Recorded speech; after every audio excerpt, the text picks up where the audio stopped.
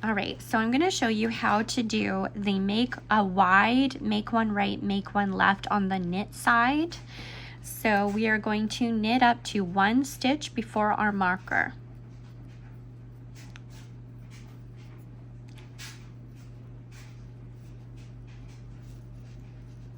Okay, 1 stitch before our marker. And then we're going to load, we're going to lift up and load this bar to the front of the needle like that. And then you just knit it like normal.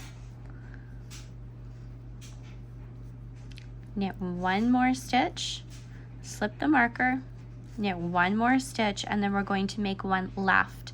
So we're going to take that same bar in between these stitches right there, and you're going to load it to the back of the needle. So we loaded it to the front. We took it and we loaded it to the front last time, but we're going to load it to the back of the needle. Do you see that, the difference there? So you're going to load it to the back of the needle, then you're going to knit in the back loop. And you've just made 1 left.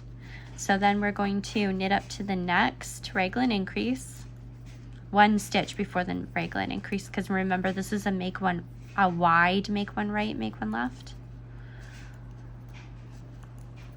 There we go, 1 stitch before that marker.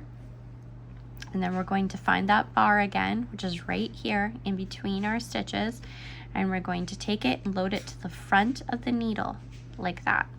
And then just knit it like normal. Knit 1 more stitch, slip the marker, knit 1 more stitch, and then we're going to make 1 left.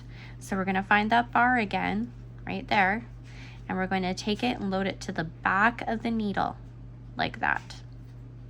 And then we're going to knit it in the back loop. So this is a make 1 left, and that was a make 1 right. So we're just going to carry on in that fashion. We're going to go right up to 1 stitch before the next raglan marker and make 1 right and make 1 left.